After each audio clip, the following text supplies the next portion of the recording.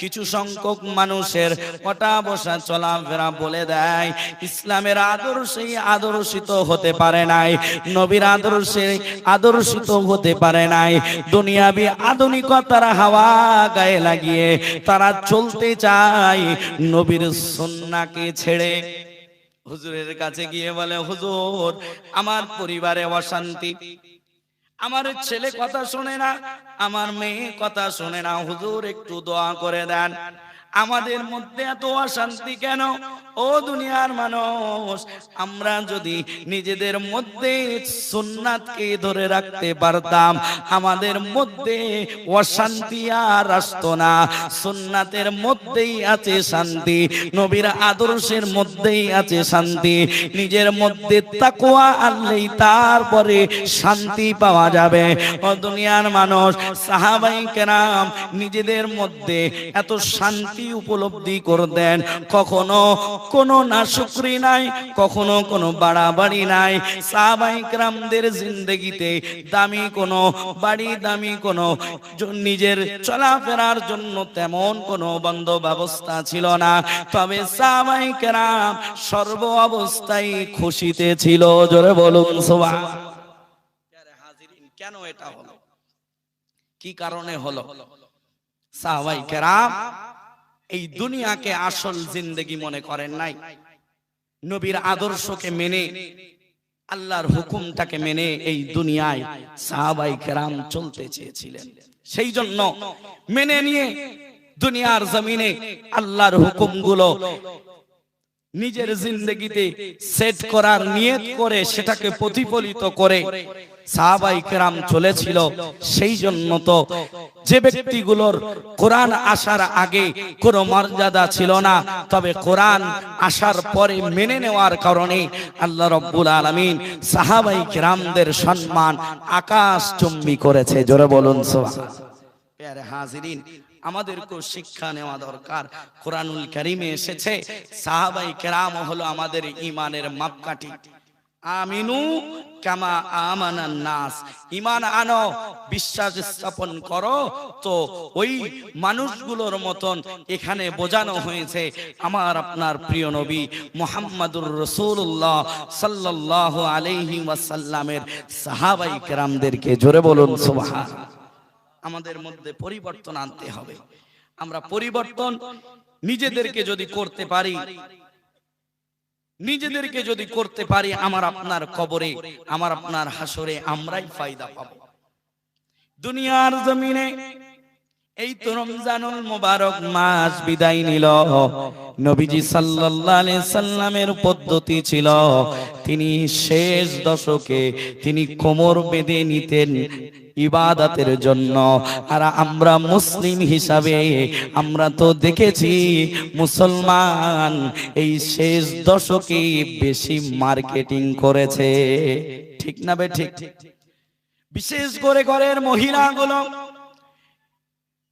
কেউ আর বাড়িতে নাই, মার্কেটিং করার জন্য মার্কেটে ভিড় করেছে, নিজের পছন্দ মতন মার্কেটিং করেছে। ও দুনিয়ার মানুষ, আমার আব্বা জানেরা, আমার ভাই জানেরা, আমরা কি মনে করেছি যে ঈদ সকলের জন্য খুশি নাকি? ঈদ হলো তার জন্য আনন্দময় যে জানতে পেরেছে, বুঝতে পেরেছে যে আমার সমস্ত রোজা, আমার সমস্ত কিছু সেরি, ইফতারি, তারাবি, আমার তেলাওয়াত, জিকির, আজকার আল্লাহর দরবারে কবুল হয়েছে, সে তো আনন্দ হবে। কিন্তু আমরা ঈদের আনন্দ এমন ভাবে উদযাপন করেছি, অনেক জায়গায় মুসলিম পাড়ায় পাড়ায় স্টেজ সাজানো হয়েছে, ডেগ আনা হয়েছে, সেখানে গান বাদ্য দিয়ে ঈদের উদযাপন একদিন দুই দিন এখনো পর্যন্ত অনেক জায়গায় চলছে। এটা কি মুসলিমের আদর্শ? ও দুনিয়ার মানুষ শুনে রেখে দেন, আমরা অনেক সময় অনেকের কাছ থেকে শুনে থাকি, দুই একদিন সিগারেট খাওয়ার পরে, সিগারেট খাওয়ার পরে, বিড়ি খাওয়ার পরে, বিভিন্ন নেশাদ্রব্য খাওয়ার পরে বলছে আমার অভ্যাস হয়ে গিয়েছে। তবে মুসলমানের অভ্যাসে একটা জিনিস আসলো না, একটা মাস, সারা মাস রোজা করে নামাজ আদায় করেছে, কোন মুসলমান বলল না 1 মাস আমি নামাজের সময় দিয়েছি, ইসলামের তর তরিকায় সময় দিয়েছি, এগুলো আমার অভ্যাসে পরিণত হয়েছে। কেউ বলে না ঈদের ওয়াজিব নামাজ আদায় করার পর থেকে নিয়ে ইসলাম ভুলে গিয়েছে, আধুনিকতার হাওয়া গায়ে লাগিয়ে এমন ভাবে চলছে। বিশেষ করে আমার যুবক ভাইরা দুনিয়ার জমিনে এমন ভাবে চলছে মনে হয় যুবক এর যৌবন শেষ হবে না, এ বৃদ্ধ আর হবে না। রক্ত গরম, সেই জন্য বাইক নিয়ে বার হয়েছে, বুলেট নিয়ে আর 15 নিয়ে বার হয়েছে, পিছনে একটা বেগানা নারী নিয়ে রাস্তাঘাটে এখানে সেখানে। ও দুনিয়ার মানুষ, রমজানুল মোবারক মাস আমাদেরকে শিখিয়ে দিয়ে গেছে আল্লাহর ভয় কিভাবে করতে হয়, আল্লাহর ভয় কিভাবে অন্তরে রাখতে হয়। এক কথায় সর্ব জায়গায় তাকওয়া কিভাবে করতে হয়। তাকওয়ার মূল অর্থ হলো গুনাহকে গুনাহ মনে করে ছেড়ে দেওয়া, আর হালাল এবং জায়েজ কাজগুলো, সওয়াবের কাজগুলো আনন্দের সহিত করা, এটার মূল অর্থ তাকওয়া। আমি আপনি যদি গুনাহ ছাড়া অভ্যস্ত নিজেকে বানিয়ে নিতে পারি, গুনাহ থেকে দূরে থাকা নিজেকে যদি অভ্যাসে পরিণত করে নিতে পারি ও দুনিয়ার মানুষ, তাহলে বুঝতে পারবেন আমার সিয়াম রোজা আল্লাহর দরবারে কবুল হয়েছে, আমার তাকওয়া পরিপূর্ণ আমার মধ্যে এসেছে। যদি আমি গুনাহ ছাড়তে না পারি, আমার মধ্য থেকে শরিয়ত বিরোধী কাজ যদি ছাড়তে না পারি, জেনে রেখে দেন তাকওয়া আমার আপনার মধ্যে এখনো পরিপূর্ণ আসলো না। সেই জন্য আমি আপনাদের হাতে না ধরে পাই ধরে বলে যাব, ভুল হয়েছে মাফ চেয়ে নেন আল্লাহর কাছে। তবে বিশেষ করে কিছু সম্প্রদায়, কিছু শ্রেণীর মানুষ এমন আছে যারা আল্লাহর সাথে চালাকি করে, আছে না নাই? রমজান আসলেই মসজিদে দেখা যায়, রমজান আসলেই মাথায় টুপি দেখা যায় ও দুনিয়ার মানুষ।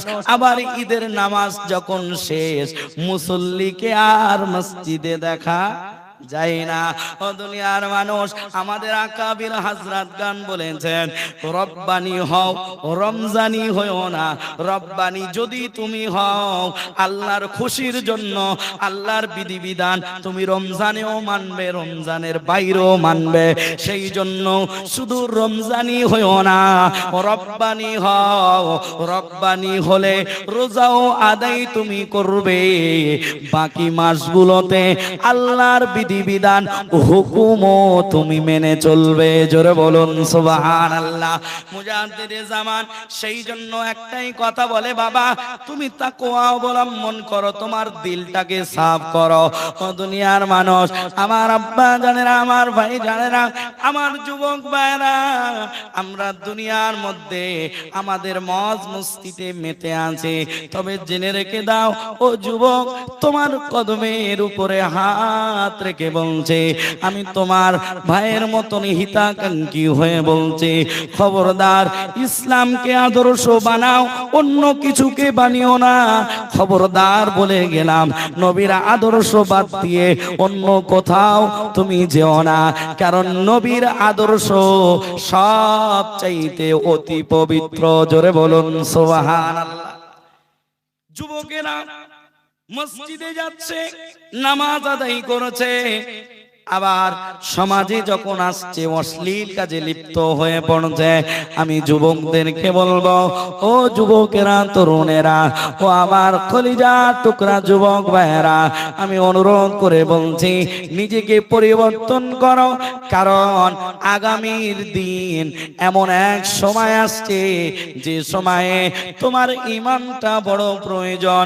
ও যুবক, তুমি যদি সমাজে দাঁড়িয়ে যাও এভাবে করে, প্রত্যেক যুবক, মুসলিম সমাজের যুবক গুলো যদি ঈমানকে মজবুত করে দাঁড়িয়ে যায়, তাহলে ইসলামের পতাকা আসমানে উড়বেই উড়বে, কোরআন প্রতিষ্ঠিত হয়ে যাবে। জোরে বলো। প্যারে হাজিরিন, আমরা কি পেলাম? রমজানুল মুবারক মাসে নবীর অভ্যাস শেষ দশকে ইবাদত করা। আমরা গুনাহে লিপ্ত ছিলাম, বাজারে হাটে আমরা কেনাকাটায় ব্যস্ত ছিলাম। বিশেষ করে আমার যুবক ভাইয়েরা এই রমজানের শেষ দশকে তারা সেলুনে লাইন দিয়েছে, এমন লাইন, রেশনে তেমন লাইন হয় না। আমার এলাকায় টুকন সিস্টেম হয়েছে, সেলুনওয়ালা বলছে এটা নিয়ে চলে যাও, সময় হলে ডেকে নেব। আর 10 বছর পরে সেলুনের মালিক যারা তারা BMW তে ঘুরবে। 50, 60, 70 টাকার চুলের যে দাম, কাটার দাম ঈদের সময় সেটা 150, 200, 500, 1000, কেউ 2000 টাকা দিয়ে কাটছে। ঠিক না বেঠিক? আবার শুধু সুন্দর ভাবে নয়, একটা সুন্দর সুদর্শন পুরুষের মতন চুল কাটছে তেমন নয়। যাদের কোনো ইজ্জত নাই, সম্মান নাই, যাদের দেখলে শয়তান দূরে পালিয়ে যায়, তাদের মতন চুলের কাটিং আমার যুবক ভাইদের। আবার এই সমস্ত যুবক ভাইরা ঈদে মিলাদুন নবী আসলে, নবী আমার জান, নবী আমার প্রাণ, নবীর জন্য জানও দিতে প্রস্তুত। এদিকে চুলের কাটিং নবীর মতন নয়, আদর্শ নবীর মতন নয়। আমি আমার যুবক ভাইদেরকে অনুরোধ করে বলবো, যুবক তোমার কদমের উপরে হাত রাখি, দুনিয়ার জিন্দেগি আসল নয়, এটাকে তুমি আসল মনে করো না। তোমার জন্য আসল জিন্দেগি হলো জান্নাতের যে জিন্দেগি, সেটাকে অর্জন করার জন্য এই দুনিয়াকে কাজে লাগাতে হবে। প্যারে হাজিরিন, আপনারা মনে মনে ভাবছেন যে যুবকদেরকে একটু ভালো করেই হচ্ছে, এরা যে বেরাস্তাই চলছে, গার্জেনের দোষ। আপনি কেমন গার্জেন? আপনার ছেলে আপনার কথা শোনে না কেন? কি কারণে শুনবে না? আপনি তো গার্জেন, তার পিতা, আপনি একবার ধমক দিয়ে বলতে পারলেন না? প্যারে হাজিরিন, শুধু দুঃখের বিষয়, হাক্কানি আঞ্জুমানের অনুসারী অনেক যুবক ভাইয়েরাও দেখেছি আমি নিজের চোখে। 27-এর রাতে, ইবাদতের রাতে আমি দরবারে গেলাম, অধিকাংশ যুবক ছেলেদের চুলের দিকে দেখলাম, এদিকে চুল নাই, এদিকে নাই, এদিকে নাই, উপরে আছে। অথচ এই সমস্ত সন্তানগুলোর ছেলে, এই ছেলেগুলোর পিতারা তাকওয়া নিয়ে বাড়াবাড়ি করে। তাকওয়া কি? গুনাহ ছেড়ে দেওয়া, সওয়াবকে আঁকড়ে ধরা, আল্লাহকে ভয় করে। আল্লাহকে যে ভয় করবে সে গুনাহ করতে পারবে না, নবীর আদর্শের বাইরে চলতে পারবে না। আমি আপনাদের কাছে অনুরোধ করে বলছি, হয়তো আমার কথাগুলো একটু কঠিন হচ্ছে, রাগ করবেন না, কারণ এগুলো যদি না বলা হয় আমার যুবকরা পরিবর্তন হবে তো হবে কিভাবে? শুধু মনে করছে রবিবারে গেলাম, হুজুরের সামনে বসলাম, অবশ্যই আল্লাহ ওয়ালার সোহবতে বসতেই হবে। তবে জেনে রেখে দেন, অনেকেই মনে করছে আমার লেবাস কেমন আছে, আমার চুলের কাটিং কেমন আছে, আমার দাড়ি কেমন আছে দেখার দরকার নাই, ওলি আল্লাহর পাশে বসলেই আমি জান্নাতি। প্যারে হাজিরিন, আল্লাহ ওয়ালারা কখনো বলেন নাই যে তোমরা দুনিয়া যেমন চলছে তেমন চলো, আর আমার কাছে যখন আসবে, মসজিদে যখন ঢুকবে তখন ইবাদতে শরীক হবে, দুনিয়ায় আসবে যখন দুনিয়ার লাইনে চলবে। এমন বলে কি? না। আল্লাহ ওয়ালার সোহবতে বসলে নিজেকে দামি বানানো যায়। প্যারে হাজিরিন, আমি শুধু কেবলমাত্র একটা ভ্রান্ত ধারণা দূর করার জন্য এই কথাটা বললাম। আমরা শুধু কিছু মানুষ আছি, শুধু এটাই মনে করি আমার পরিবার কি হলো, আমার ছেলে মেয়ে কি করলো, মেয়েটা কোথায় গেল, ঈদের দিনে কেমন পোশাক পরলো দেখার দরকার নাই। আমি তো হাক্কানি আঞ্জুমানের মুরিদ, আমার চিন্তা নাই আমার মুর্শিদ আজানগাছি রহমাতুল্লাহ আলাইহি হাসরের ময়দানে আমাকে জান্নাতে নিয়ে যাবে। সুবহানাল্লাহ। প্যারে হাজিরিন, নিজেকে পরিবর্তন করতে হবে। আমাদের মতন হুজুর বলছে, আমার বিশ্বাস আজানগাছি আমাকে হাত ধরে জান্নাতে নিয়ে যাবে। আরে মিয়া, একটু বুঝলেন না আজানগাছি রহমাতুল্লাহ আলাইহি কি বলতে চাইলেন? তিনি বলতে চাইলেন, আমি 4টি কথা তোমাদের মাঝে দিয়ে গেলাম, কোরআন সুন্নাহ রিসার্চ করে গবেষণা করে তোমাদের মাঝে দিয়ে গেলাম, তোমরা মানো, মানলেই তুমি কামিয়াব। জোরে বলুন সুবহানাল্লাহ। আমি যদি না মানি, জান্নাতি হওয়া যাবে না, মানতে হবে। মহব্বতের দাবিদার অনেকেই থাকতে পারে, তবে অনুসারী হিসাবে কেউ নিজেকে পরিগণিত করতে পারে না। আপনি বলতে পারেন যে মাওলানা মিজানুর রহমান আমি আপনাকে ভালোবাসি, হ্যাঁ আমি বিশ্বাস করব ভালোবাসি। আপনি যদি বলেন যে আমি আপনাকে অনুসরণ করি, এটা আমি মানব না। কারণ আপনি যদি আমাকে অনুসরণ করতেন, আমার লেবাসকে আপনি ফলো করতেন, আমার চুলের কাটিং আপনি ফলো করতেন, আমার দাড়ির কাটিং আপনি ফলো করতেন, আপনি ভালোবাসতে পারেন। কিন্তু জেনে রেখে দেন, আমরা দাবি করি নবীর ভালোবাসি, কিন্তু নবীর আদর্শ নিজের মধ্যে নাই। আমরা দাবি করি হাক্কানি আঞ্জুমানকে আমরা অনুসরণ করি, আমরা দাবি করি ভালোবাসি, কিন্তু হাক্কানি আঞ্জুমানের মূল মেসেজ আমার মধ্যে নাই। জেনে রেখে দেন, দাবি করার পিছনে কোনো কাম নাই। যদি মানতে পারি জান্নাতি হওয়া যাবে। জোরে বলুন।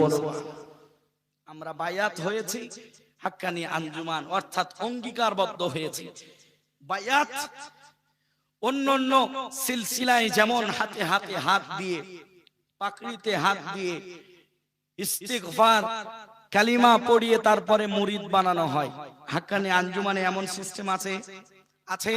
জেনে রেখে দেন, হাক্কানি আঞ্জুমান আল্লাহর বান্দাগুলোর জন্য, আখিরি নবীর উম্মতের জন্য এটা মন গড়া কোনো প্রতিষ্ঠান নয়। এই প্রতিষ্ঠানটা হলো নবীর আদর্শের প্রতিষ্ঠান। এই প্রতিষ্ঠান কোরআন সুন্নাহর উপরে চলবে। জেনে রেখে দেন, এই প্রতিষ্ঠানের মেসেজ হলো চারটি। নামাজ পড়তে হবে বিনা কাজায়, নামাজ পড়তে হবে বিনা কাজায়। তারপরে তেলাওয়াত করতে হবে, তেলাওয়াত করলে কলব পরিষ্কার হয়। জোরে বলুন সুবহানাল্লাহ।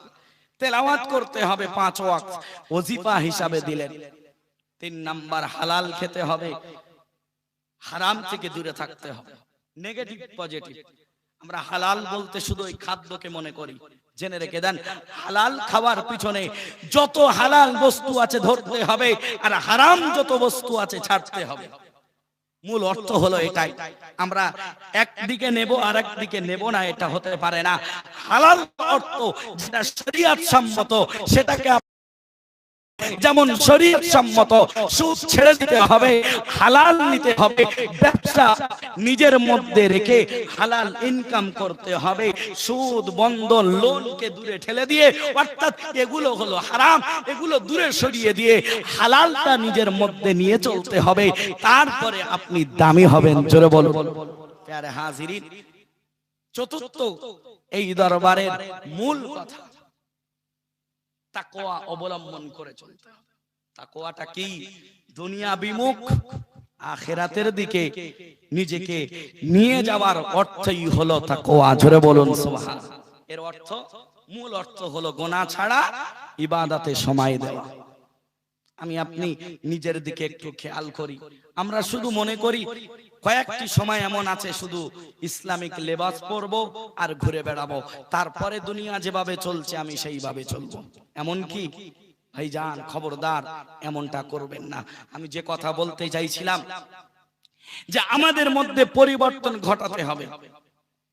শুধু চিন্তা ফিকির করলাম যে আমার মুর্শিদের কাছে গিয়েছি, আর কিছু দেখার দরকার নাই। আমি বিশেষ করে ওই সমস্ত পরিবারকে জানাতে চাই, নিজের সন্তানের যারা খেয়াল রাখে না, নিজের বেটিকে যারা খেয়াল রাখে না। এর অর্থ হলো বেটি বেপরদাই চলছে, খেয়াল রাখি না, অথচ আমি দরবারের অনুসারী, দরবারে প্রতি রবিবারে যাচ্ছি। জেনে রেখে দেন, আমার মুর্শিদ বলে, বাবা আমার কাছে প্রতিনিয়ত আসা শর্ত নয়, আসতে পারলে ভালো। কথা বুঝে আসছে? আসা শর্ত নয়, আসতে পারলে ভালো, সময় পেলে এসো। তবে জেনে রেখে দাও, আমি যে 4টি কথা বলেছি এটা মানতেই হবে, এটা মূল শর্ত। জোরে বলুন সুবহানাল্লাহ। আসতে পারো আর নাই পারো, তোমার সময়ের উপরে আমি ছাড়লাম।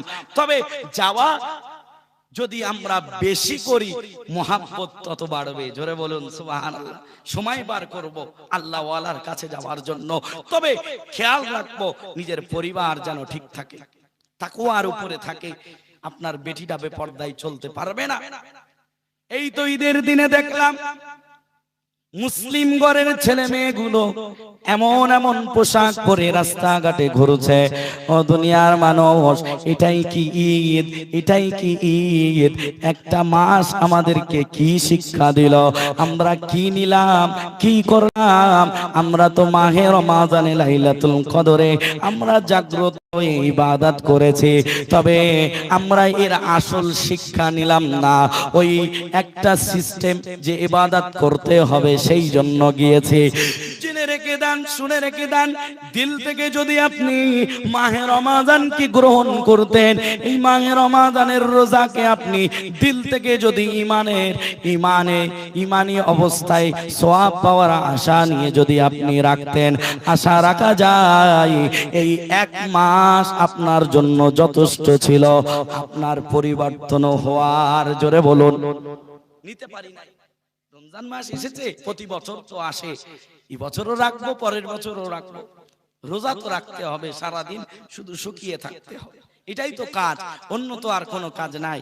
জেনে রেখে দেন, রমজান মাস যে বিদায় নিল, রমজান মাস যে বিদায় নিল, আকাবির হযরত আউলিয়ায়ে কেরামদের আমল হলো বাকি রমজানের পরের 6 মাস ইবাদত কবুলিয়াতের জন্য দোয়া করা, ইবাদত কবুলিয়াতের জন্য দোয়া করা।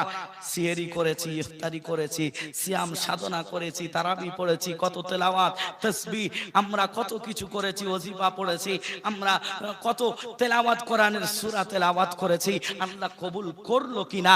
দুনিয়ার মানুষ শুনে রেখে দেন, আউলিয়ায়ে কেরামদের আমল হলো রমজানের বাকি 6 মাস ইবাদত কবুলিয়াতের জন্য আল্লাহর কাছে দোয়া করা, আর বাকি 6 মাস রমজান পাওয়ার জন্য আবার দোয়া করা। জোরে আমরা কি মনে করেছি যে রমজান কত বছর এসেছিল, এবারেও এসেছে, আবারও সামনে আসবে। জেনে রেখে দেন, এই রমজান অত্যন্ত দামি মাস ছিল, আমরা বুঝতে পারি নাই। শেষ নবী, আখিরি নবী, আমার আপনার কলিজার নবী মুহাম্মদুর রাসূলুল্লাহ সাল্লাল্লাহু আলাইহি ওয়াসাল্লাম এই রমজানুল মুবারকের একটাও মুহূর্ত তিনি মিস দিবেন না বলে তিনি রমজানুল মুবারক মাসে তিনি ইতিকাফ করতেন। ও দুনিয়ার মানুষ, 1 বছর কোনো কারণে নবীজি ইতিকাফ করতে পারেন নাই, তবে এই কাজা হিসাবে নবীজি তার পরের বছরে তিনি 20 দিন ইতিকাফ করেছেন। জোরে বলুন। ও দুনিয়ার মানুষ, আমরা হয়তো বুঝতে পারি নাই, তবে আল্লাহ ওয়ালারা জানা, কামেল ব্যক্তি জানারা, আল্লাহ বিরু বান্দা যারা, তাদের হৃদয় মোচড় দিয়ে উঠেছে, আহা রমজান মাসে কত আনন্দময় সময় কাটছিল। ও দুনিয়ার মানুষ, আমরা হয়তো লক্ষ্য করেছি, একটু হয়তো উপলব্ধি করেছি, অনেকেই হয়তো ভেবে দেখেছেন মাহে রমাদান এবারে যেন একটু তাড়াতাড়ি চলে গিয়েছে। ঠিক না বেঠিক? যেন শুরু করলাম শেষ হয়ে গেল। জেনে রেখে দেন, এটা কিসের সংকেত জানেন? ও দুনিয়ার মানুষ, এটা কিয়ামতের আলামত। সময় সংকীর্ণ হয়ে যাবে, আপনি বুঝতেই পারবেন না আপনার সময় কোন দিক থেকে গেল। আপনি রমজানুল মুবারক মাস পাওয়ার পরে নিজেকে উপলব্ধি একবারও করলেন না, হায় হায় এই রমজান আমি পেলাম, আমার কাছে তো কোনো গ্যারান্টি কার্ড নাই যে আগামী বছর আমি আবার রমজান পাবো, আমি আবার তারাবি পড়তে পারবো। ও দুনিয়ার মানুষ, নিজে তারাবি পড়েছি রমজানুল মুবারক মাসে, তারাবিতে আলাদা এক মজা। জোরে বলুন সুবহানাল্লাহ। যারা আল্লাহ বিরো পাক্কা সচ্চা ঈমানওয়ালা মুসলমান, তারা এই তারাবির কথা ভুলতে পারবে না। সেহরির সময় উঠে সেহরি করা শেষ হয়ে গেলেই তাহাজ্জুদ পড়া, কত সুন্দর সময় আমাদের থেকে বিদায় নিল। ও দুনিয়ার মানুষ, আমি আপনাদের কাছে অনুরোধ করে বলছি, এই মাহে রমাদান পেয়ে অনেক ব্যক্তি তো গুনাহ থেকে নিজেকে মুক্ত বানিয়ে নিল। আপনি কি দোয়া করেছেন? ও আল্লাহ, অনেক বান্দা তো গুনাহগার ছিল, তবে রমজান পেয়ে তারা হয়তো তোমার বন্ধু হয়ে গিয়েছে, আউলিয়া ইকরামদের খাতায় নাম লিখিয়ে নিয়েছে, দামি হয়ে গিয়ে গিয়েছে, তারাবি আদায় করে তারা নিজেকে ধন্য করেছে, তারা নিজেকে পরিবর্তন করেছে। ও আল্লাহ, আমি পেরেছি কিনা জানি না, তবে তোমার কাছে দোয়া করছি আল্লাহ, আমার সমস্ত রোজা তুমি কবুল করে নাও। সেহরি ইফতারি এই সিয়াম সাধনা এই তারাবিকে তুমি কবুল করে নাও। আর মূল কথা, ও রব, ও মালিক, আমার গুনাহ তুমি মাফ করে দাও। দোয়া কি করেছি, না করার কই ফুরসাত কোথায়? একটু আনন্দ করতে হবে, এদিকে ওদিকে ঘুরতে যেতে হবে। ও দুনিয়ার মানুষ, ও আমার আব্বা জানেরা, আমার ভাই জানেরা, রমজান যে শিক্ষা দিয়ে গেল, একটু খেয়াল করুন, একটু খেয়াল করুন। সারাদিন আমি আপনি সিয়াম সাধনা করেছি, খাবার থেকে দূরে থেকেছি। আল্লাহ বলতে চায়, ও ধনী ব্যক্তি শোনো শোনো, ও আমার ধনী বান্দা শোনো শোনো, সিয়াম সাধনা করার পরে তুমি উপলব্ধি করো না খেয়ে থাকার কষ্ট কতটা। তোমার অর্থ আমি আল্লাহ দিয়েছি রমজানের আগেই, ঈদের আগেই। যারা অসহায় আছে, শুধু ঈদের আগে নয়, বাকি 11 মাসও যারা অসহায় খেতে পায় না, তুমি তো উপলব্ধি করেছো না খেয়ে থাকার কত কষ্ট। তাদের পাশে দাঁড়িয়েও তাদেরকে খানা দিও, তাদের কাপড় দিও, তাদের ভরণ পোষণ করো। এলাকায় একজন ধনী আছে, সে সারা দিন, সারা সপ্তাহ, সারা মাস ভালো মন্দ খায়, অথচ তার বাড়ির পাশে, ও দুনিয়ার মানুষ, ও আমার আব্বা জানেরা, আমার ভাই জানেরা, সারা দিন অনেক সময় অনেক পরিবারে এমন আছে, ভালো মন্দ তো হয় না, কোনোদিন না খেয়েও কাটাতে হয়। একদিন আমি এমন এক বাড়িতে, এমন এক বাড়ির ছাদে, যে বাড়িতে 1 কোটির বেশি খরচা করা হয়েছে, আমাকে দেখানোর জন্য নিয়ে গেল। আমি ছাদে উঠলাম, উঠার পরে আমি একটু চারিদিকটা পর্যবেক্ষণ করেছি, দেখছি, ও দুনিয়ার মানুষ, আমার আব্বা জানেরা, আমার ভাই জানেরা, হঠাৎ চোখ গেল একটা কৃষি কাজ করনেওয়ালা ব্যক্তির দিকে। আমি তখন ভাবতে শুরু করলাম, হায় রে দুনিয়া, ও মানুষ, একটু যদি আমরা উপলব্ধি করতাম, আমি কোটি টাকা আমার ঘরে আমি ব্যয় করলাম, অথচ আমার বাড়ির পাশে এমনও ব্যক্তি আছে যার ঘরে বর্ষার সময় এখনো পর্যন্ত পানিটা, ওই ছাদ, ওই নিজের ওই খড়ের চাল অথবা অ্যালবেস্টার ফেটে যাওয়ার কারণে বৃষ্টির পানি এখনো বিছানায় পড়ে। ও ধনী ব্যক্তি, আমি তোমার কদমের উপরে হাত রেখে বলছি, একটু ভালো ঘর থাকা এটা ভালো, তবে জেনে রেখে দাও, যত দূর করলে আপনার চলার জন্য সহযোগিতা হবে তত দূর করুন, আর বাকিটা এক অসহায় ব্যক্তির পিছনে সময় লাগিয়ে, অর্থ লাগিয়ে তার পাশে দাঁড়িয়ে যাও। জেনে রেখে দাও, ও দুনিয়ার মানুষ, যারা অসহায় ব্যক্তির পাশে দাঁড়ালো, তারা আল্লাহর কাছে অনেক দামি বলে সাব্যস্ত হবে। অনেক সময় অনেক মুরব্বী বলো, অনেক ব্যক্তিত্ব আসার পরে বলে, ও হুজুর একটু বলেন, সহজ পদ্ধতি বলেন, আমি জান্নাতে যেতে চাই, একটা করবই আর জান্নাতে চলে যাব, শর্টকাট কোন আমলের কথা বলুন। জেনে রেখে দেন, আমাদের ওস্তাদগণ, আউলিয়া কেরামগণ গবেষণা করার পরে কোরআন সুন্নাহকে তারা বলেছেন, একটি কাজ এমন আছে যে কাজ করলেই জান্নাতি হওয়া যায়। জোরে বলো। ও দুনিয়ার মানুষ, আমার আব্বা জানেরা, আমার ভাই জানেরা, জান্নাত পাওয়ার আশা সকলের মধ্যে আছে, ঠিক না বেঠিক? জান্নাতি হব এই আশাই তো নামাজ পড়ি, এই আশাই তো উমরা হজ বলুন আর উমরা বলুন আমরা করি, আমরা তেলাওয়াত, জিকির, আজকার, ওয়াজিফা পড়ি জান্নাতে যাওয়ার জন্য। তবে জেনে রেখে দেন, আপনার বাড়ির পাশে অনেক সময় অনেক ভিক্ষুক আছে, অনেক অসহায় ব্যক্তি আছে আপনার বাড়িতে ভিক চাওয়ার জন্য। অসহায় ব্যক্তি সাহায্যের জন্য আসে। জেনে রেখে দেন ও দুনিয়ার মানুষ, আপনার বন্ধু বান্ধবকে ডেকে আপনার সুন্দর খাটের উপরে বসিয়ে সুন্দর সুন্দর খানা তৈরি করে তাকে খাওয়ালেন, তবে জেনে রেখে দেন একজন অসহায় মিসকিনকে হঠাৎ একদিন জুমার দিন বলবেন, ও ভাই, ও অমুক ব্যক্তি, আপনি তো আমাদের এলাকায়, আপনাকে প্রায় দেখি আমি, তবে আপনার সাথে একটা কথা বলি। তার কানে কানে বলবেন, ও আল্লাহর বান্দা, যাও যাও, আগামী শুক্রবার তোমার পরিবার সহ আমার বাড়িতে দাওয়াত রইল। সুবহানাল্লাহ। আমার পরিবারে তোমার দাওয়াত রইল, তোমার পরিবার সহ। ও দুনিয়ার মানুষ, হয়তো অনেক সময় অনেক অসহায় ব্যক্তি মনে করতে পারে যে হয়তো ওই বাড়ির বারান্দায় অথবা উঠানে বসিয়ে খাওয়া দিবে।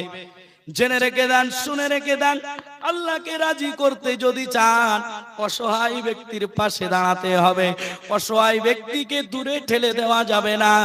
জেনে রেখে দেন, শুনে রেখে দেন, আপনি দাওয়াত দিলেন, তার অজান্তে যখনই জুমার দিনে সে আপনার বাড়িতে আসবে, আপনার দামি লাখ টাকার খাট আপনার বন্ধু আত্মীয় স্বজনদের জন্য খাওয়ার জন্য ব্যবহার করতেন, আমি আপনার কাছেই বলছি যে অসহায় ব্যক্তিটা বাড়িতে বাড়িতে ঘুরে ঘুরে নিজের অসহায় হওয়ার কারণে মানুষের কাছে সাহায্য চেয়ে বেড়ায়, ওই ব্যক্তিকে যদি আপনার সুন্দর বিছানার উপরে বসিয়ে তার পরিবার সহ যদি খানা খাওয়াতে পারেন, জেনে রেখে দেন, আর এই খানা খাওয়ানোর কারণে আল্লাহ রাজি ও খুশি হয়ে যাবে, আর এটাই জান্নাতে যাওয়ার জন্য যথেষ্ট হবে। আমি নিজের চোখে দেখেছি। ও দুনিয়ার মানুষ, মওজুদা গদ্দিনাসিন হুজুর কিবলা হাফিজাহুল্লাহ, তিনি অনেক অসহায় ব্যক্তিকে সাহায্য করেছেন। জোরে বলো, অর্থ দিয়ে। এটা না বললে নয়, এটা জাতির কাছে বলতেই হবে, কারণ বর্তমান সময়ে আমরা মনে করি পীর মানেই নেওয়ার জন্য বসে আছে, ঠিক না? মনে করি না? আমরা তো দেখি, আমার আপনার কাছে স্মার্টফোন আছে, মুসাফা চলছে, টাকার বান্ডিল এদিকে লাড হচ্ছে, নিচ্ছে। আল্লাহর নবী বলেছেন, আল্লাহর নবী বলেছেন, চাওয়ার থেকে, ইশারা করলেন নবীজি, এটার থেকে এটার মূল্য বেশি। কথা বুঝে আসছে? এটার থেকে এটার মূল্য বেশি, অর্থাৎ চাওয়ার থেকে দেওয়ার মূল্য বেশি। সেই আদর্শ আমার আপনার মুর্শিদ আল্লামা আজানগাছি রহমাতুল্লাহ আলাইহির প্রতিষ্ঠানে আছে। জোরে বলুন, প্রতিষ্ঠানে বিদ্যমান। আপনি হয়তো দেখতে পান না, মুর্শিদ হয়তো সারা দিন ওখানে বসে আছে। জেনে রেখে দেন, এমন আদর্শ আমি দ্বিতীয় জায়গায় দেখি না। হয়তো থাকতে পারে, কথা বুঝে আসছে না? হয়তো থাকতে পারে, কিন্তু আমার চোখে দেখা হাক্কানি আঞ্জুমানের যে সাদা মাটা যে জিন্দেগি আমার মুর্শিদদের, এটা দেখলে মনে হয় নমুনা তো নবীজির কারোর সাথে তুলনা চলে না, নমুনা উদাহরণ দেওয়া চলে না। তবে একটু ঝলক যদি দেখতে চাও নবী কেমন ছিল, নবী অসহায়দের পাশে কেমন দাঁড়াতো, এর একটু ঝলক, একটুর থেকে একটু কম, এর থেকেও কম যদি ঝলক দেখতে চাও, বাগমারির জমিনে যেও আল্লাহর বান্দাগুলোর দিল পরিবর্তনের সাথে সাথে অসহায় মানুষের পাশে কিভাবে নবীর আদর্শকে বাস্তবায়ন করে আল্লাহর ওলি আল্লামা আজানগাছি রহমাতুল্লাহ আলাইহির চতুর্থ খলিফা মওজুদা গদ্দিনাসিন হুজুর কিবলা তিনি তানার খিদমত চালিয়ে যাচ্ছেন। জোরে বলুন সুবহানাল্লাহ। আমরা দোয়া করি এমন ব্যক্তিত্ব আমাদের মাঝে যেন দীর্ঘদিন থাকে। সকলে বলুন আমিন। আমার মুর্শিদের আল্লাহ যেন সেই তৌফিক দেয়, দীর্ঘদিন হাক্কানি আঞ্জুমানের যেন খিদমত করিয়ে চালিয়ে যেতে পারেন। সকলে বলুন আমিন। ও দুনিয়ার মানুষ, আমার আব্বা জানেরা, আমার ভাই জানেরা, আমরা একটু খেয়াল করব, অসহায় ব্যক্তির পাশে দাঁড়াবো। নবীজি সাল্লাল্লাহু আলাইহি ওয়াসাল্লাম নিজে তানার জিন্দেগিটা সাদামাটা ছিল, তারপরেও নবীজির কাছে যখনই কোনো হাদিয়া আসতো, খাবার আসতো, নবীজি একা কখনো খেতেন না, সাহাবাই কেরামদেরকে বন্টন করে খেতেন। জোরে বলুন সুবহানাল্লাহ।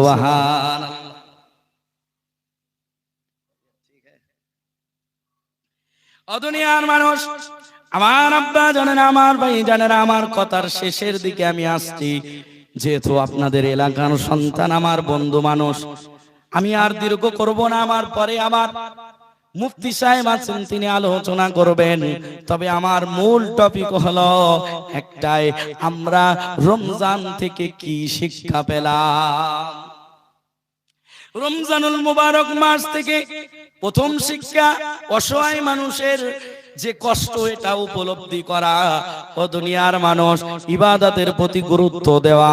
ও আমার আব্বা জানেরা, আমার ভাই জানেরা, নিজেকে চেঞ্জ করা, নিজের কলবকে উন্নতি করা তাকওয়া দিয়ে, এটা যদি আমরা করতে পারি, আশা রাখা যায় আমরা নিজেদের মধ্যে আল্লাহ রাব্বুল আলামিনের সেই রহমত পেয়ে যাব, যে রহমত দয়ার মাধ্যমে আমরা জান্নাতে চলে যাব। জোরে বলুন। যে কথাটা বলছিলাম, আমার মুর্শিদ একদিন এক অসহায় ব্যক্তিকে আমি নিজে নিয়ে গেলাম। এটা আমার কথা বলছি, তা নয়। ও দুনিয়ার মানুষ, আমার আব্বা জানেনা, আমার ভাই জানেনা, আমার মুর্শিদ তিনি গোপনে আমাকে বললেন, বাবা এটা কাউকে বলার দরকার নাই, যাও এটা ওই ব্যক্তিকে দিয়ে দিও। তবে আরো যদি প্রয়োজন থাকে আমাকে এসে বলো।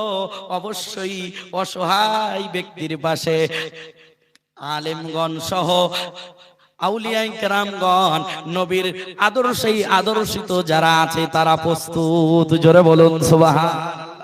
প্যারে হাজিরিন, হাক্কানি আঞ্জুমান শুধু মানুষের হৃদয় চেঞ্জ করছে এমনটা নয়, যতটা সম্ভব হাক্কানি আঞ্জুমান আল্লাহর বান্দাগুলো নবীর উম্মতের জন্য খেদমতে লেগে আছে। জোরে বলুন সুবহানাল্লাহ। আমি আপনাদেরকে অনুরোধ করব, নিজেকে চেঞ্জ করুন, নিজেকে চেঞ্জ করুন। আবেগী হওয়া থেকে দূরে থেকে বিবেকী হন, বিবেককে কাজে লাগান। কোনটা করলে আপনার ফায়দা বেশি সেটা করুন, যেটা করলে আপনার ফায়দা বেশি সেটা করুন। ফায়দা কিসে আছে বেশি? নিজের পরিবারকে ঠিক রাখুন, নিজের বিবিকে বেপরদায় চলতে দিবেন না, নিজের বেটিকে বেপরদায় চলতে দিবেন না, পরিবারকে ঠিক রাখুন। বেটি কোথায় যাচ্ছে, স্কুল কলেজের নাম করে কোন বান্ধবীর সাথে ঘুরছে, খেয়াল রাখুন, তাকে গাইডলাইন ঠিক করে দেন। বিশেষ করে আমার মা ও বোনদেরকে, যারা ছোট থেকে বড় হচ্ছে, বিবাহের বয়সে পৌঁছাচ্ছে, ওই সমস্ত নারীগুলোকে দ্বীনি শিক্ষায় শিক্ষিকা করুন। কারণ যদি করতে পারেন, ওই নারীটা যোগ্য একটা মা হবে। যোগ্য যদি মা হয় দ্বীনি শিক্ষার কারণে। কারণ আমরা হয়তো ভাবি আমার সন্তানকে আধুনিকতার শিক্ষা দেব, তবে অনেক পরিবারে এমন আছে, দেখছি, আমার বাস্তবতা আমি সামনে তুলে বলছি। অনেক পরিবারে বড় জোর একটা মেয়ে উচ্চ মাধ্যমিক পর্যন্ত, কলেজে ফার্স্ট ইয়ার সেকেন্ড ইয়ার পড়ার পরেই এদিকে দেখাশুনো চলছে, কলেজ কমপ্লিট হলো না, দুনিয়াবি লাইনে না যোগ্য একটা জায়গায় দাঁড়ালো, তার আগেই বিয়ে দিল। না দুনিয়া হলো, আখিরাতের কোনো শিক্ষা তো দিলই না। এদিকে হলো না, না ঘরকা না ঘটকা, না এদিকের না ওদিকের। সেই জন্য বলবো, সন্তান বড় হবে, দুনিয়ার লাইনে পড়াচ্ছেন ঠিক আছে, স্কুল কলেজে গেলে পর্দার সাথে জানো যায়। কারণ পর্দার হুকুম আজানগাছি রহমাতুল্লাহ আলাইহির নয়, আমার মতন ব্যক্তিত্বর নয়, কোন আলেমের নয়। পর্দার হুকুম স্বয়ং আল্লাহ তাআলার। জোরে বলুন। খেয়াল রাখবো, মেয়ে যেন পর্দা বিহীন কোথাও না যায়, পর্দা বিহীন কোথাও না যায়। কথা হলো একটাই, বেটিকে খেয়াল রাখতে হবে, কোথায় যাচ্ছে, কি কারণে, কেমন ভাবে যাচ্ছে, এদিকে খেয়াল রেখে আমরা সন্তানগুলোকে, বিশেষ করে নারীগুলোকে কোরআনের শিক্ষায়, নবীর আদর্শের শিক্ষায় শিক্ষিকা করব তো ইনশাআল্লাহ। এই শিক্ষা না থাকার কারণে আমাদের সমাজে ডিভোর্সের হার বেড়েছে, ঠিক না বেঠিক? একটু অশান্তি হচ্ছে, কারণ কাউকে যদি কোন জিনিস সম্পর্কে পরিপূর্ণ যদি জানানো না হয়, সে জিনিসের মূল্য বোঝে না, ঠিক না বেঠিক? স্বামী যে কি এটা তো তাকে বোঝানো হয় নাই। কোরআন হাদিসে যেভাবে নবীর আদর্শ, যেভাবে স্বামীদের মর্যাদা নবীজি দিয়েছে, এটা যদি তাকে কোরআন এবং হাদিস থেকে তুলে তুলে তাকে দ্বীনি তালিম দেওয়া যেত, কখনো একটা নারী ডিভোর্সের কথা বলতো না। কি বলেন, ঠিক না বেঠিক? আমার মওজুদ আগাদ্দিন আসিন হুজুর কেবলাও বলেন, বাবা দিন শিক্ষা দিতে হবে। সন্তানকে দুনিয়ার সাথে সাথে দ্বীনের শিক্ষাও দিতে হবে, কারণ দ্বীনের শিক্ষা যদি কোনো নারীর পেটে থাকে, ওই নারীর কারণে একটা যোগ্য সন্তান দুনিয়ায় আসে। আচ্ছা বলুন তো, আজান গাছী রহমাতুল্লাহ আলাইহির মতন, আজান গাছী রহমাতুল্লাহ আলাইহির মতন যুগ শ্রেষ্ঠ আল্লাহর ওলি যে আমরা পেয়েছি, আল্লাহর কি সেই আর ক্ষমতা নাই যে আজান গাছী রহমাতুল্লাহ আলাইহির মতন আরো যুগ শ্রেষ্ঠ আল্লাহর ওলি আল্লাহ দুনিয়ায় পাঠাবেন? ক্ষমতা আছে না নাই? বলুন। ক্ষমতা তো আছে, তবে আজান গাছী রহমাতুল্লাহ আলাইহির আম্মার উপরে কুরবান জান জানার কারণে আমরা যুগ শ্রেষ্ঠ ওলি পেয়েছি। জোরে বলুন সুবহানাল্লাহ। এখনো সম্ভব, এখনো সম্ভব যুগ শ্রেষ্ঠ আল্লাহর ওলি বানানোর। তবে আমাদের ঘরে ঘরে যদি আজান গাছী রহমাতুল্লাহ আলাইহির আম্মার মতন আম্মা তৈরি হয়, তাহলে ঘরে ঘরে যুগে যুগে আল্লাহ রাব্বুল আলামিন এমন যুগ শ্রেষ্ঠ আল্লাহর ওলিও আল্লাহ বানিয়ে দেখাবেন। জোরে মা সুন্দর তো সন্তান সুন্দর, গাছ ভালো যার, ফলও ভালো তার। আমি আপনার কাছে অনুরোধ করে বলছি, নিজের বেটিকে খেয়াল রাখুন, যোগ্য মা গড়ে তুলুন। কিছু দেন আর নাই দেন, সন্তানের দামি জুয়েলারি, দামি অর্নামেন্ট দেন আর নাই দেন, সন্তানকে দ্বীনের জ্ঞান অবশ্যই দেন। আমি মায়েদেরকে বলে যাব, বিবাহের পরে সবচাইতে আপন হলো, সবচাইতে কাছের ব্যক্তি হলো আপন স্বামীটা। অনেকেই কিছু হলেই বলে ডিভোর্স, আমি আর তোমার সংসার করছি না। তুমি কি করেছো, কি দিয়েছো আমাকে? আমি ওই বোনকে বলতে চাই, তুমি মনে করছো আমার বাবার বাড়ি আছে, আমার মায়ের বাড়ি আছে। আমি বলছি বোন, একটি বছর অতিবাহিত হওয়ার পরে তোমার কণ্ঠনালী থেকে খাদ্য ওদিকে যাবে না। এক একটা খাদ্য মনে হবে বিষ খাচ্ছ, বিষ। নিজের জন্মদুঃখিনী মাটাও বলবে, এমন সন্তান জন্ম দিলাম আমার ঘাড়ে চেপে বসে আছে। সমাজ সমাজ খারাপ নজরে দেখবে। সেই জন্য মা, স্বামী যেমনই হোক, ওটা তোমার আপন, ওটা তোমার স্বামী। আমি বলে যাই, ও মা, তোমার কদমের উপরে হাত রেখে বলে যায়, আপনার স্বামী তো ফেরাউনের থেকে খারাপ না। কি যুগে এমন আর স্বামী আর আসবে না, পূর্বে ছিল না আর ভবিষ্যতে আসবে না। ফেরাউনের মতন দাজ্জাল স্বামী। তারপরেও ওই ঘরে আসিয়া আলাইহিস সালাতু ওয়াস সালাম তিনি জান্নাতি হয়েছেন। জোরে বলো। প্যারে হাজিরিন, ইচ্ছা থাকতে হবে, ইচ্ছা থাকতে হবে। আমার মায়েদেরকে অনুরোধ করে বলছি, অবশ্যই স্বামীকে সম্মান করে চলবেন। খবরদার ডিভোর্সের কথা মাথায় আনবেন না। স্বামীকে বলবেন, মন খারাপ, একটু ঝগড়া হয়েছে, চলুন না একটু ঘুরে আসি, এদিকে যাই সেদিকে যাই। স্বামীর সাথে ঘুরতে গেলে মাইন্ড ফ্রি হবে। অনেক পুরুষও এমন আছে, বিবিকে নিয়ে 2 বছর হয়ে গেল, 3 বছর হয়ে গেল, কোথাও ঘুরতেই গেল না। শুধু মোড়লগিলি দেখালে হয় না, বিবির সাথে একটু নরম হয়ে, কমল হয়ে বিবির সাথে একটু তার সাথে হাসি ঠাট্টা করতে হয়। পুরুষগিরি সব জায়গায় চলে না। সেই জন্য আমি প্রত্যেককেই অনুরোধ করব, নিজেকে চিনুন। যে নিজের চিনল সে আল্লাহকে চিনল। জোরে বলুন, নিজেকে চিনুন, নিজেকে পরিবর্তন করুন। আমার মুর্শিদের কথা, বাবা তুমি যত দূর থাকো, তোমার পরিচয় কি, তোমার বংশ কি, তুমি কোন সিলসিলা, কোন দল মত, কোথা থেকে এসেছো আমি দেখতে চাই না। তোমার কলবের দিকে তাকিয়ে আমি বলতে চাই, তোমার কলব উন্নতির প্রয়োজন। উন্নতি যদি করতে হয়, নামাজ পড়ো, 5 ওয়াক্ত নামাজ, আবার বিনা কাজায়, যেটা আল্লাহর হুকুম, সময় মতন পড়া। সময় মতন পড়া এর অর্থই হলো বিনা কাজায় পড়া। বিনা কাজাই পড়া এর অর্থই হলো সময় মতন পড়া। কারণ সময়ের বাইরে পড়লে কাজা হয়ে যায়, সময় মতন পড়লে বিনা কাজাই পড়া হয়। এটা আজান গাছির কথা নয়, এটা আল্লাহর কথা। ইন্নাস সালাতা কানাত আলাল মুমিনিনা কিতাবাম মাওকুতা। আল্লাহ বলেন, আমি আমার মুমিন বান্দাদের উপরে সময় মতন নামাজ ফরজ করেছি। আমার মুর্শিদ বলে, বিনা কাজাই নামাজ পড়তেই হবে। সাবালক থেকে শুরু করে মরণের আগ পর্যন্ত সাবালক সাবালিকা, নারী পুরুষ সকলকেই নামাজ পড়তেই হবে, বাধ্যতামূলক। এটা আজান গাছির কথা নয়, এটা আল্লাহ রাব্বুল আলামিনের কথা। জোরে বলুন।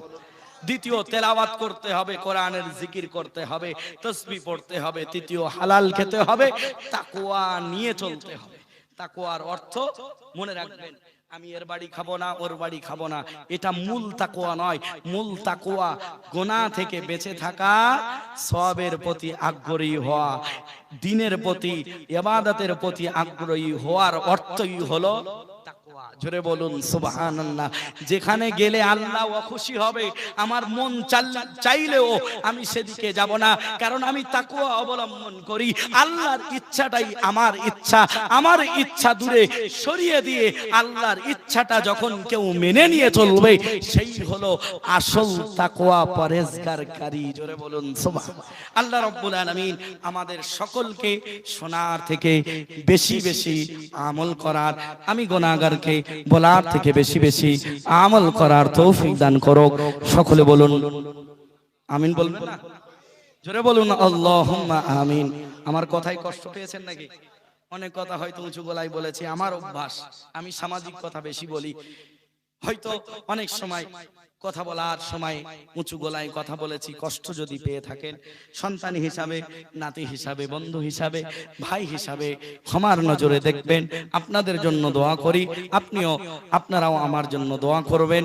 আমরা যেন প্রত্যেকেই ইবাদতের প্রতি গুরুত্ব দিয়ে নিজের কলবকে উন্নতি করে আল্লাহর কাছ থেকে জান্নাতের হকদার হয়ে যেন এই দুনিয়া থেকে আমরা শেষ নিঃশ্বাস ত্যাগ করতে পারি। আল্লাহ যেন আমাদের প্রত্যেককেই সেই তৌফিক দান করেন। সকলে বলুন আল্লাহুম্মা আমিন, আল্লাহুম্মা আমিন। ওয়া আখির দাওয়ানা আলহামদুলিল্লাহ। হাক্কানি।